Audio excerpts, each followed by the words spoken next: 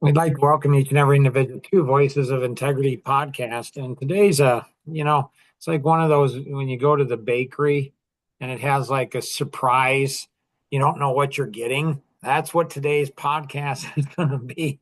It's going to be so cool. It's going to be the best donuts ever. So, Like a box of chocolate, Mark. right? And you don't know, is it chocolate or is it something else? So, all right, what would we like to cover today? Yeah. Do you want to ask or should I should? No, you guys, it's Okay, your Mark, what Yes, would Marissa. We're what would your we're off to a good start. Like this is so cool. Like there's a trigger. There's these triggers that I have, and man, that podcast. I don't know if you guys caught it. Like in there where she triggered me, and I yeah. let it fly once. And this is the challenge that you have as a man when you let something slide and you don't like react quickly, then they keep doing it. Did you guys catch what Kernitha did to me on the podcast that I didn't go ahead and get triggered by? She did the mom thing on me. yeah. Yeah. And This, Good segue. good. Good segue. and she did the mom thing and Marissa just did that to me too. And I'm like, wow. I don't even like wow. Like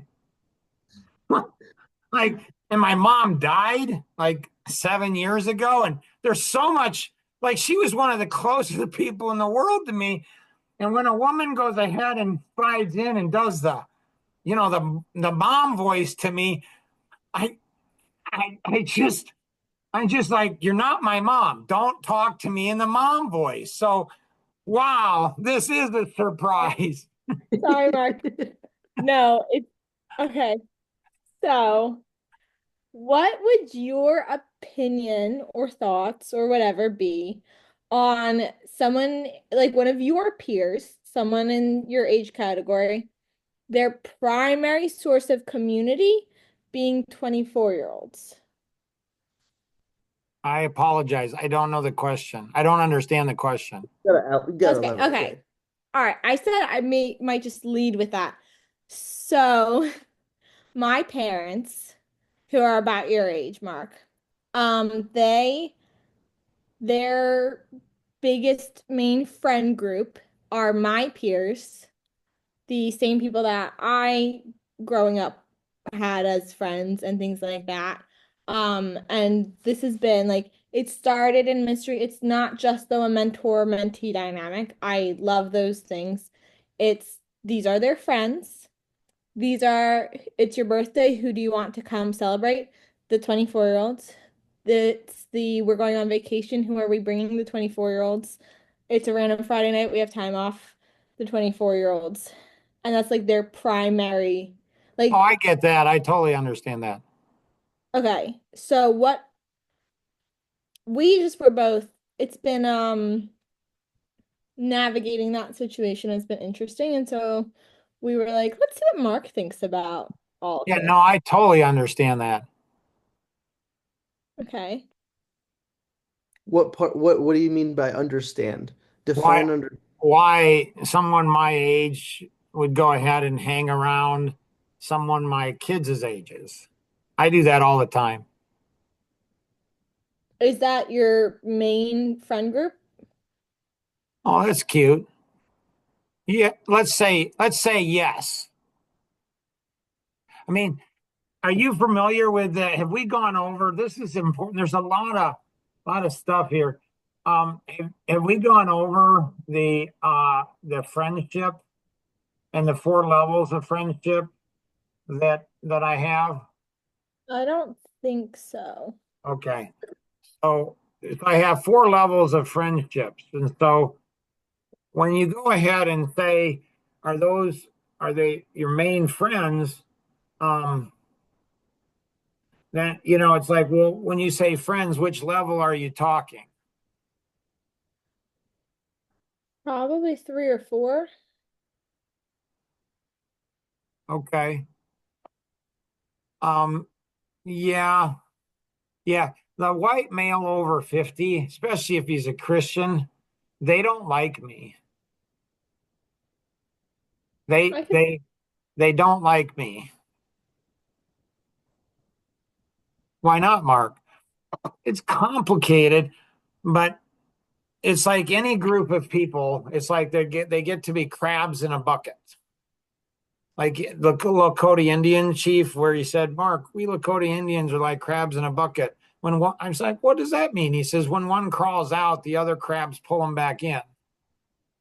And so, in groups, in groups of people, the biggest threat to the group of people is somebody else in that group.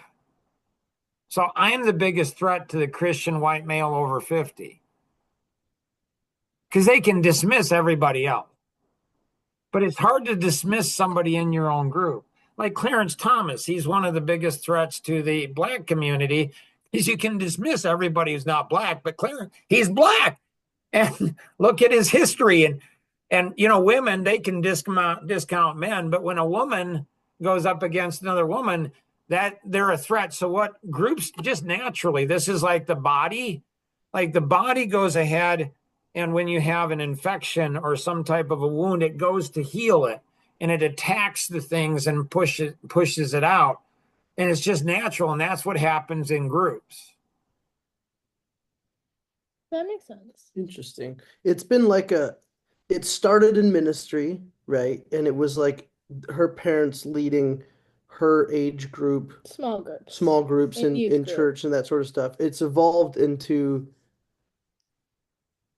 I don't know, like she describes it almost like a competition for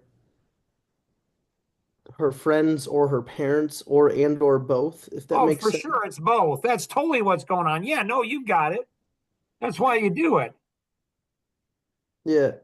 So my granddaughters, they will ignore me totally. I mean, just totally. Grandpa's invisible unless another 3 year old comes in the room, and then all of a sudden, that other 3 year old gives grandpa attention. Oh my goodness, that's my grandpa. But you weren't paying attention to it. Doesn't matter. Oh, and my four daughters, it's the same way. Totally. Like they'll ignore me. I am non-existent unless one of the girls in their peer, like, one of their peers, they pay attention to me, and it's like, that's my dad. So what I've learned is just hang around kids, my own kids' age, because those kids actually appreciate me. Like they are actually nice to me. They're actually think what I have to say actually has value. They're nice to me. It's like, oh my goodness. And that drives my kids crazy. Just Interesting. crazy. I like hearing this perspective of it too. Because I don't, genuinely, we were asking because I was like, we need someone else in the Yeah. room to talk about this because we've just been batting it back and forth. Yeah. Like, Well, and this has been going on for me way preceding Norman, like years preceding Norman trying to figure things out with this. Yeah. So that's one perspective, right? There's another perspective, and that is like my like Ginger Ann, our oldest daughter, she has 6 kids and a really old dog that I've been referred to more than once. Like this dog should have died many years ago. I'm like, I'm not that old, but somehow, like, like it's just weird. I'm like, wow, thanks, appreciate that. But Katya is the dog, is a German Shepherd, and they can't figure out why it doesn't die. Like it's so old. But what's interesting is it's got arthritis and a whole bunch of other stuff. But when another puppy comes along, Katya all of a sudden has all this energy and youth. So my parents, they died when they were 70 and they're 75, and it's because they were just around old people. almost Like one to of my help. mentors, Ralph Miller, his mom was 97 years old, I believe, 96, 97, and he was like 75 or something. And she's like, Ralph, Do you know what the problem with old people is? And we're all, I mean, here's a 75-year-old guy. He's like, no, Mom, what's the problem with old people? He says they're lazy. and and so when you're around, not that I'm old, but when you're around younger people, it just it breathes life into you. Like if you go ahead, if they actually listen to you. Now, most younger people don't. They just, which is kind of just stupid to me. I'm like, but it's just weird. Like, and so kudos to your parents for doing that. That will keep them alive longer. I mean, it will, honestly. For the young people, I mean, kudos to them that they have somebody that they can go to. The competition, I mean, I do it intentionally. Oh, no question. Like my daughters, well, at least one of my daughters, probably a couple of my daughters, they're very jealous of you, Marissa. Really? Oh, yeah. No, that's how women are. Like I just talk about a podcast and one of them's like, you're not supposed to compare Marissa to us. And I was just talking about a podcast. There wasn't a compare. But if I lift up any women their age, oh my gracious, eat like cats. Now it's interesting because once I was in a conversation like this, and I was talking, and Ginger Ann was there. I said they don't like me hanging around girls their age or women their age, and I said except Ginger Ann, she's a little different. She was there, and she said, "Do you know why, Dad?" And I said, "No, I really don't." And she said, "Because I want to guard your heart. I want to protect your heart." So what she does is she's sharp. She's a smart one. She's a smart cookie. So what she does is she sees how these young women like capture my heart, and she studies them. So she can help guard my heart and protect my heart, so I don't get in trouble or don't get them in trouble.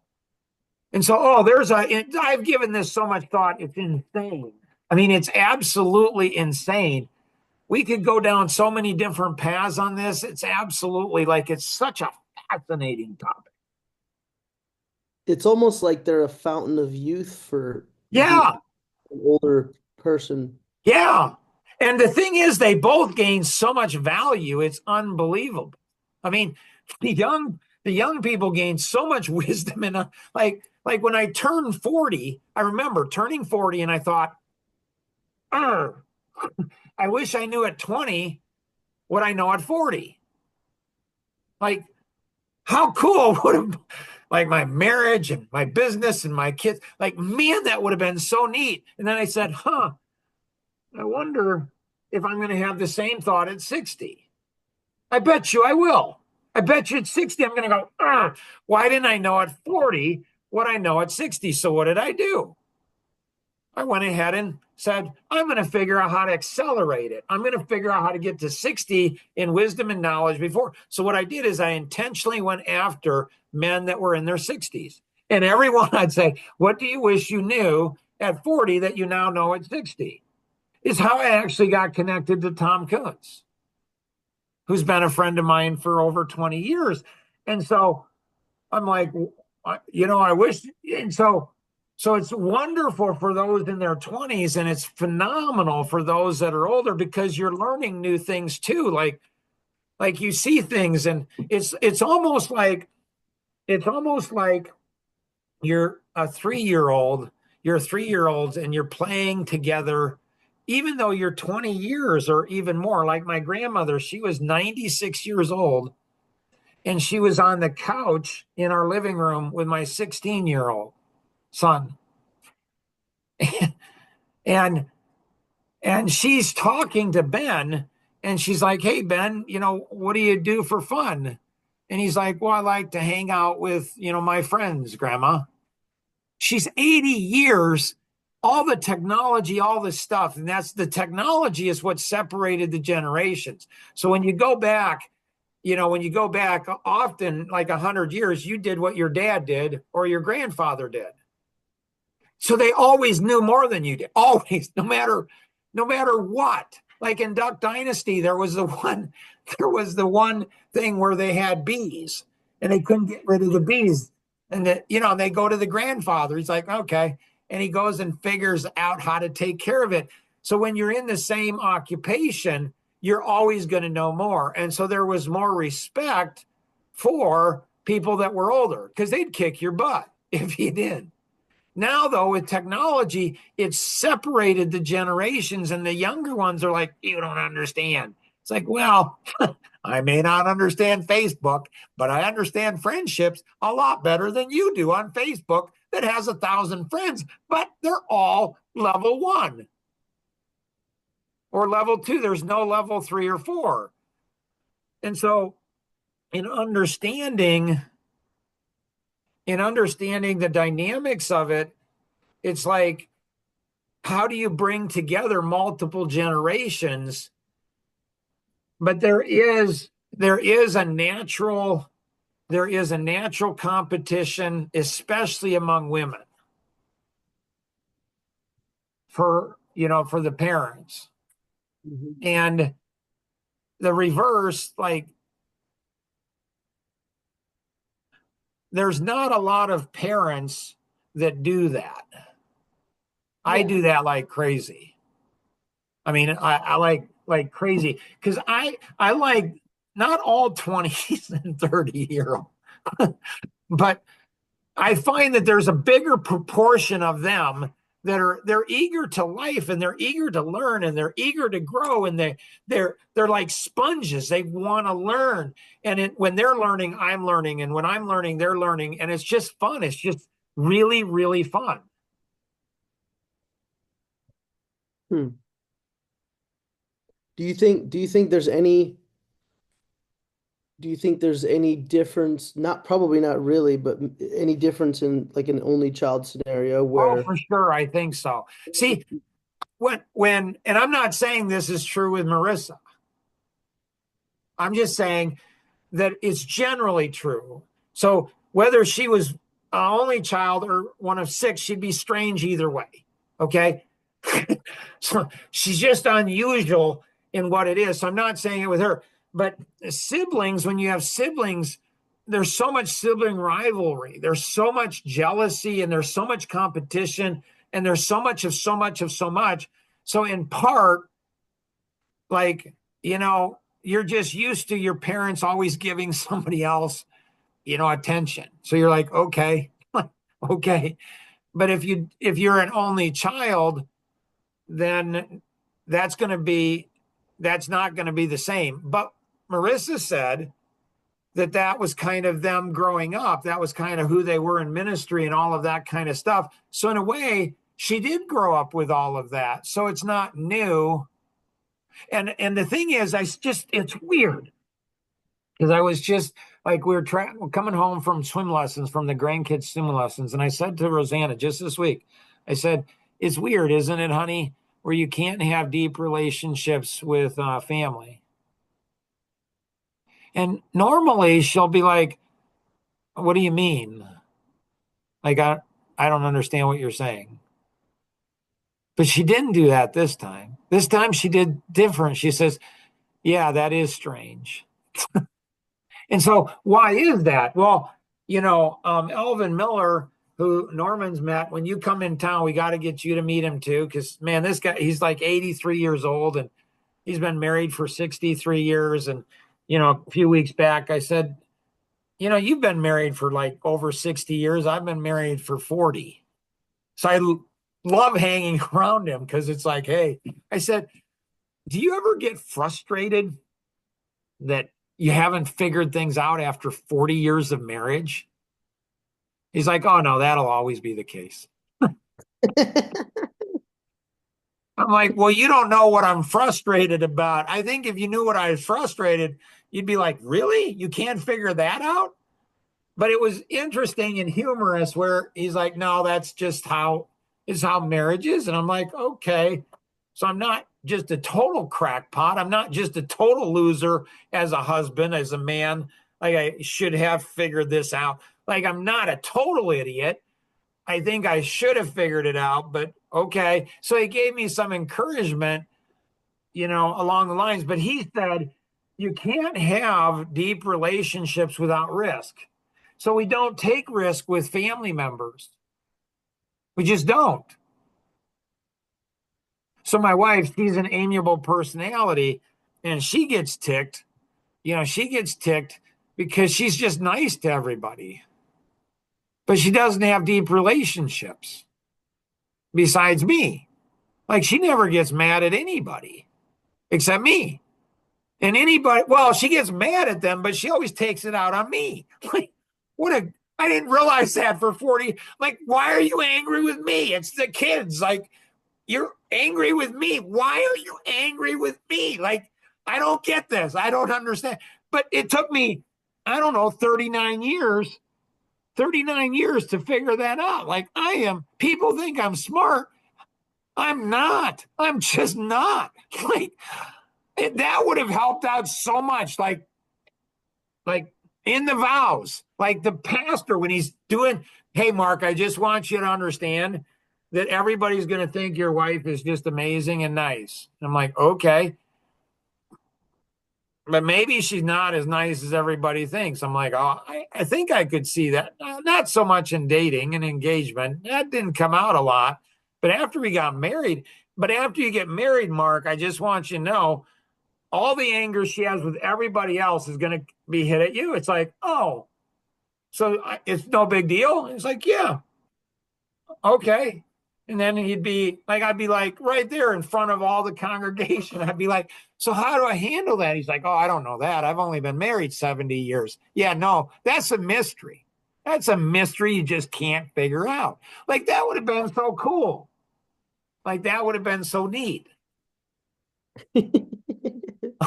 I'm just saying. That's a very good point with the risk thing because I feel we probably risk averse because we don't want it there. Hey, Rosanna. Hi. I heard you talking about me again. Yeah, we were. We'll talk about that later. What's weird because most like men would never go ahead and assault their wife physically or verbally unless that's social autism. Then you have a disability, it's totally okay. But she has no fear of hitting me or swatting me, and it's like it's recorded. Like you think it's love, it's like I. On that note, Like it's an interesting, like Mary Jo, she comes over, 3 times a week and works, in the, lower level. And Rosanna's works there too. So they're kind of work together. And I asked her, I said, what do you think about our marriage? So she sees us and sees us interact. And she's like, words can't really explain it. I don't know yeah, it's just, so anyways, anything else on that topic? What do you think? I don't know. Oh, I like that. That was a cool tone, wasn't it, Norman? Like that voice, that was so cool. Like if you like, wow, huh? There's something there. Like that was just so neat. Like we should have like one of those live cameras, like after we get off the podcast, like what really goes on and what's really said afterwards. That would be so much fun. Like that tone and voice, it's like, ooh, I caught that one. Like it's genetically programmed in. like at the Coffee Connection, it's weird. There's a little 5-year-old and I'm talking to her dad and she's like, comes up and she's like, you can't talk to my dad that way. I'm like, excuse me? And yeah, you can't. I'm like, whoa. I'm like, so it's women are very possessional of people around them. Oh my goodness. Just crazy. Marissa, anything else you wanted to cover? I think I'd have to like think for a while. You said some very interesting things. It was a very different perspective, very helpful to hear. Also, things that I still feel like I need to think about. First of all, I'd agree with like flat out agree with the like women are very, possessive relationally and things like that. A lot of that made sense and I agreed with it. I Have just you think talked to your parents about this? yes, many times. And what do they say? Um, so I've verbalized it hurting me. And Okay. it has How? there's definitely nuances. I think we'd have like 5 more hours of podcasts if we tried to unpack all the nuances and Well, we what a don't. cool thing. I got nothing going for the next 5 hours. Unfortunately, we do. So I feel like it's probably maybe it's a good one to like follow up on another podcast. For sure. But yeah, I think your perspective made a lot of sense, and I'm gonna go mull it over, think about, try and connect what sort out what I actually am thinking. I Yeah. sometimes need to like digest before. Yeah, it's interesting. It's really the whole thing is just intriguing to me. Like that whole dynamic is just um I mean, it brings back a lot of trauma, obviously, for me. Like like on my I don't know which birthday it was. It would have been 5 years ago. So probably my 45th or my 55th birthday, probably I was my youngest daughter took me out for my birthday and I didn't want to go with her. Like she said, "Hey dad, I want to take you out for, for birthday, for your birthday." And I didn't want to go. Like I'm like, "Don't want to." I mean, I said that to myself. I didn't say it to her or anybody else. I'm like, good dads just do because I think there was so much hurt there. And but we had a really good, that was February 6th. Um, so just coming on 5 years. So just 5 years ago. And she went ahead and said at the end, she said, I want to have a deeper relationship with you, Dad. And I'm thinking she doesn't. She just doesn't. And we had a follow up on that, you know, and I'm just like, she doesn't. She doesn't know what she's like. What is she asking? And that connects in with Jonathan's death. So that was February 6th and June 17th, he died. And I can connect dots back into it where it's connected in part. I don't know if it's 1%, but into the relation and her. So she hadn't talked to him for a year because they got into a huge argument before, when she got married and stuff, and he didn't show up, and they didn't understand, and especially her, she didn't understand, and so she's going through in the last 5 years, she's going through so much hurt and pain. And it's like, I do wonder, I'm like, well, Mark, if you would have handled that differently, but the energy it takes to deal with kids, especially adult children, is massive. And I would imagine the energy it takes for adult children to deal with their parents. But yeah, I've got so many stories about my parents, both my mom and dad, and all of that's interconnected together. It's like there's this whole mishmash in my brain that I'm like, oh, this is so important to understand, both for the kids and for the parents. Like it's just the kids miss out on so much, and the parents may miss out on even more. I mean, it's just, anyways. You guys got to run. Yeah. Yeah, I got a Bible study here in a little bit, and I haven't eaten, so we gotta go, but this has been Very interesting. Very, super yeah, uh an alternative viewpoint that I think yeah, at least I needed. I don't know about her, I but agree. And I think there's multiple different angles. There's so much more.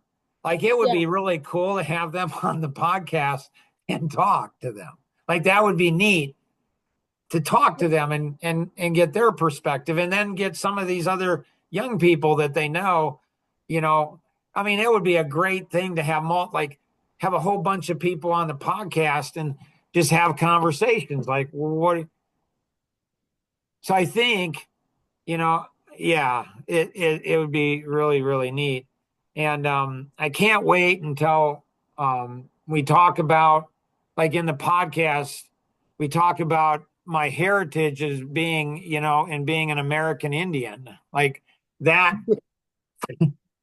like that one, like, but if you've just listened to the audio doesn't go ahead and you got to see the visual.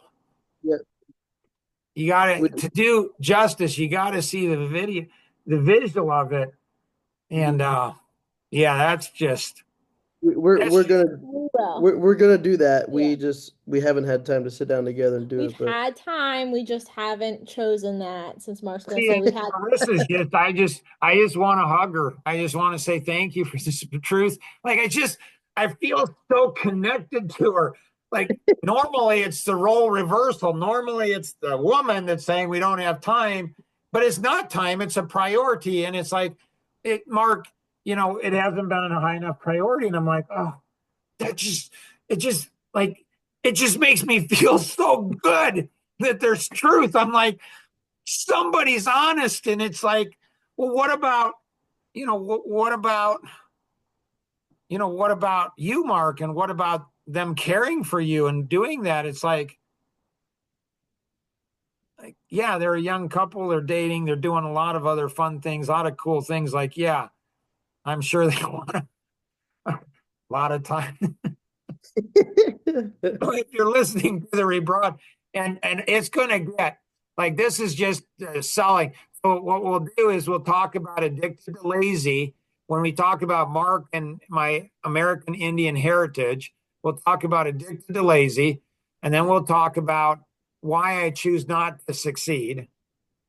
And one of my favorite, like my son-in-law, once he emailed me something, and he said something, and that's what came from this. Like that's a good one. Like that one, like my wife, when she saw, she's like, you can't do that. So I always like when my wife says I can't do some after 40 years of marriage. I'm like, I'm pretty sure I can. Listening to the rebroadcast, share this with two other people, right? Share it with parents and have honest conversations, because always remember we can accomplish so much more together than we ever could on our own. Have an amazing day. Bye bye.